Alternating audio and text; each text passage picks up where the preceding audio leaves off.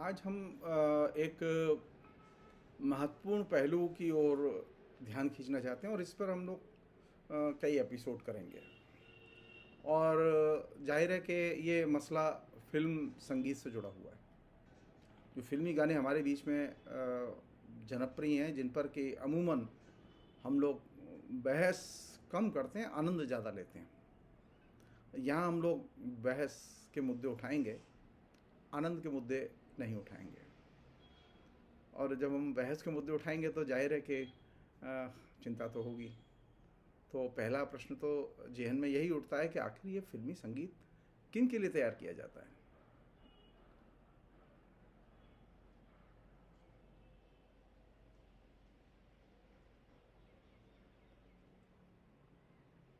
इस प्रसंग में तीन बड़े प्रश्न उठते हैं। पहला प्रश्न तो यह है कि जो फिल्मी संगीत है वो फिल्मी संगीत प्रभुत्वशाली शक्तियों और आम जनता के अंतर विरोधों को अभिव्यक्त करता है। इस पहलू की कायदे से खोज की जानी चाहिए। दूसरा जो मसला है जिस पर के कायदे से ध्यान जाना चाहिए कि ये जो प्रभुत्वशाली तबके हैं और आम जनता है, इनके जो अंतर विरोध हैं, उन अंतर विरोधों के विकास या उन अंतर विरोधों की दिशा को ये संगीत कैसे तय करता है। राजनीति में तो चर्चा होती है राजनीतिक सामाजिक अंतर विरोधों की, अमीर और गरीब के अंतर विरोध की, लेकिन फिल्म संगीत ये काम कैसे संपन्न करता है,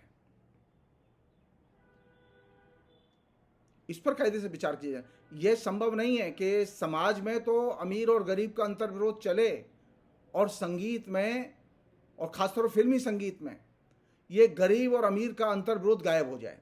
यह संभव नहीं है। यह संभव नहीं है कि समाज में तो सांप्रदायिकता चले, राजनीति में तो सांप्रदायिकता चले, राजनीति में तो ध्रुवीकरण की पॉलिटिक्स चले या वर्चस्व की राजनीति चले या यूँ कहें अपराधीकरण की राजनीति चले और संगीत में ये गायब हो जाए, खासतौर फिल्मी संगीत में ये गायब हो जाए, ये संभव नहीं है। फिल्मी संगीत प्रत्यक्ष और अप्रत्यक्ष तौर पर इन अंतर विरोधों को अभिव्यक्त करता है और इन अंतर विरोधों की मनोदशा को निर्मित करने में, इन अंतर विरोधों को तेज करने में सहयोगी एक आइडियोलॉजिकल कल्चरल प्रोडक्ट की भूमिका अदा करता है।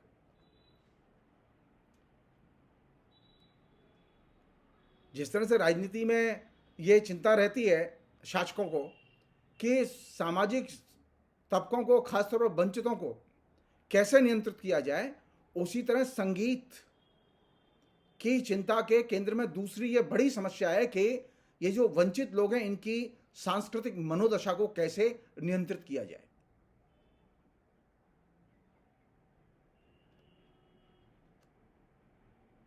या यूं कहें कि वंचितों में जो दासत्व बोध है या हारे हुए की भावना को कैसे निर्मित किया जाए। हमारे पास तो कोई ऑप्शन नहीं था, हारने के अलावा कोई विकल्प नहीं था, हम तो जीत ही नहीं सकते। ये तीन बुनियादी चीजें हैं जिनको कि फिल्मी संगीत अपनी केंद्रीय थीम बना के कम्युनिकेशन करता रहा है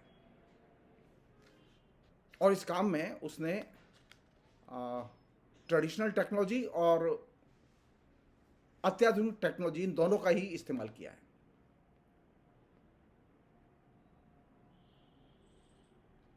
जिसे हम लोग फिल्मी संगीत कहते हैं वह बेसिकली बुर्जुआ संगीत है, वो सरबराह का संगीत नहीं है।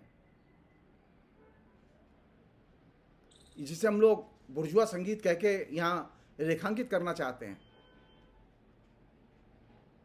उसमें फिल्मी संगीत भी आता है, उसमें भक्ति संगीत भी आता है उसमें गैर फिल्मी संगीत भी आता है और उसमें पाश्चात्य संगीत भी आता है। ये चारों तरह के संगीत के रूप इस बुर्जुआ संगीत का अभिन्न हिस्सा हैं। ये चारों रूप अपने आप में स्वायत्त भी हैं और जटिल भी हैं और एक दूसरे से कहीं ना कहीं रिलेटेड भी हैं। और इनमें एक बड़ी कॉमन चीज़ है, वह है टेक्नोलॉजी, कम्युनिकेशन की टेक्नोलॉजी और संगीत के वाद्य यंत्रों की जो अत्याधुनिक टेक्नोलॉजी है वो।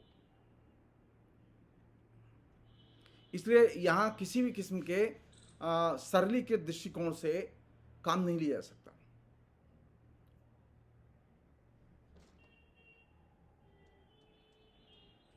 दूसरा ये भी है कि ये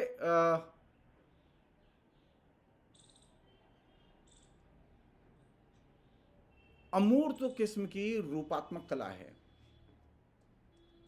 म्यूजिक को आप सुन सकते हैं, फिल्मी म्यूजिक को आप सुन सकते हैं, देख नहीं सकते।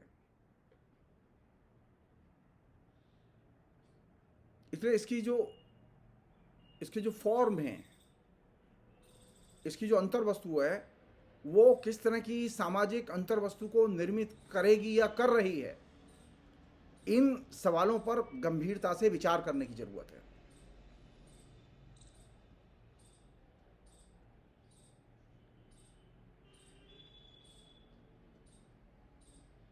हेगेल ने एक जमाने में लिखा था कि जो म्यूजिक है,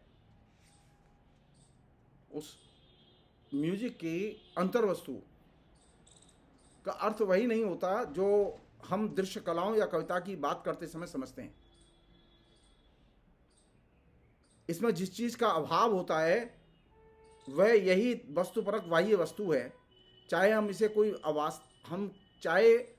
इसे कोई वास्तविक प्रपंच माने, अबौद्धिक विचारों और बिंबों की वस्तुपरकता माने।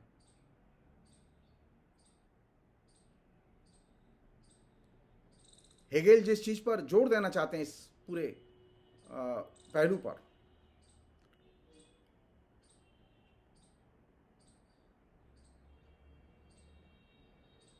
वो ये कि ये जो संगीत है, ये संगीत और इसका मूल्यांकन, हमारे बहुत सारे लोग हैं ना जो गीत और उसकी अंतर्वस्तु का मूल्यांकन करते रहते हैं, फिल्मी संगीतों की अंतर्वस्तु का मूल्यांकन करते रहते हैं और कहते रहते हैं देखो कितना। जी नहीं, फिल्मी गीत और उसके साथ जुड़े हुए संगीत का मूल्यांकन कविता की तरह नहीं किया जा सकता। और ये बात बहुत पहले ही हेगेल क्लिंच कर चुके हैं। हेगेल की इस धारणा को कालांतर में अनेक मार्क्सवादी समीक्षकों ने विस्तारित किया और इस पर विश्लेषण करके अनेक महत्वपूर्ण रचनाएं लिखी। ये सच है कि संगीत का जो अनुभव है, खासतौर पर ये जो फिल्मी संगीत है या संगीत का कोई भी रूप है, इसका जो अनुभव है वो व्यक्तिगत होता है, लेकिन व्यक्तिगत के साथ साथ ये सामाजिक भी होता है। ये खाली व्यक्तिगत नहीं होता। इसका एक संदर्भ जो है वो संगीतकार से जुड़ा होता है और संगीत की जो समष्टिगत भूमिका है उसके साथ जुड़ा होता है। और इस भूमिका को निर्मित करने में रचनाकार जो है वो ऑटोमेटिक, जो आजकल जो इलेक्ट्रॉनिक इंस्ट्रूमेंट हैं उनका एक सहयोगी के तौर पर इस्तेमाल करते हैं।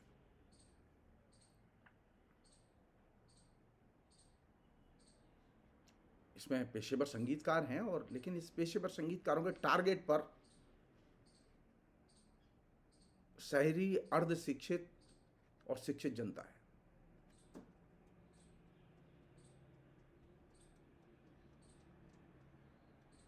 इस तरह से पेशेवर संगीतकार हैं, उसी तरह पेशेवर गीतकार भी हैं। और इन दोनों का लक्ष्य कौन है? अशिक्षित और शिक्षित मध्य वर्ग और निचले तबके के लोग। लेकिन ये जो संगीतकार और गीतकार हैं फिल्मी दुनिया के, ये निर्भर किस पर हैं? ये अपर क्लास पर, ये उच्च वर्ग पर निर्भर हैं, ये जनता पर निर्भर नहीं है, क्योंकि वही इसके निर्माता हैं, वही इसमें पैसे का निवेश करते हैं, वही फिल्मी गानों का निर्माण करते हैं, वही फिल्मी संगीतकार और गीतकार का जुगाड़ करते हैं और उनका पेमेंट देते हैं। और इस नाते ये दोनों, यानी फिल्मी संगीतकार और फिल्मी गीतकार, ये दोनों अविजन की जो, यानी एलिट की जो पॉपुलर कल्चर है, उस पॉपुलर कल्चर का वे अभिन्न हिस्सा हैं। ये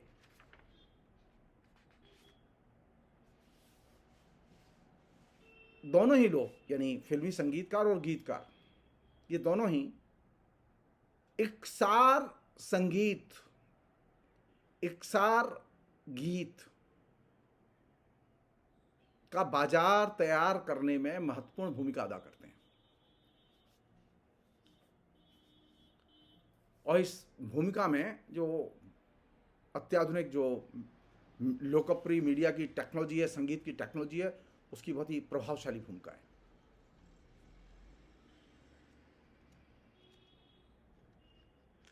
तो जब हम फिल्मी संगीत पर बात करें तो हम प्रविधि और प्रौद्योगिकी की प्रगति से जुड़े हुए सवालों पर भी बात करें, पॉपुलर गीत और प्रौद्योगिकी के अंतर संबंध पर भी बात करें या विचार करें। और ये इसकी जो प्रविधि, यानी संगीतकार और गीतकार और सिनेमा की संगीत की जो प्रविधि और ये जो प्रौद्योगिक जो प्रगति हुई है हमारे बीच में, ये सारी चीजें मिलके एक तरह से एक डेमोक्रेटिक प्रोसेस म्यूजिक का या संगीत का लोकतांत्रिक रूप निर्मित करती हैं, जिसे हम लोग फिल्मी संगीत के तौर पर जानते हैं।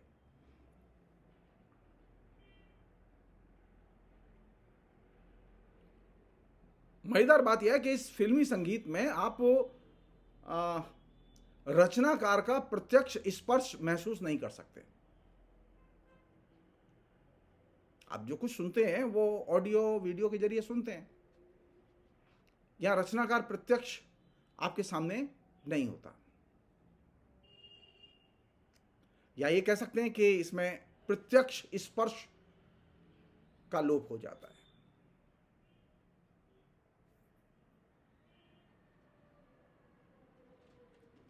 अंत में एक बात कह के मैं ये बात यहीं खत्म करूंगा। फिलहाल ये पहला एपिसोड है,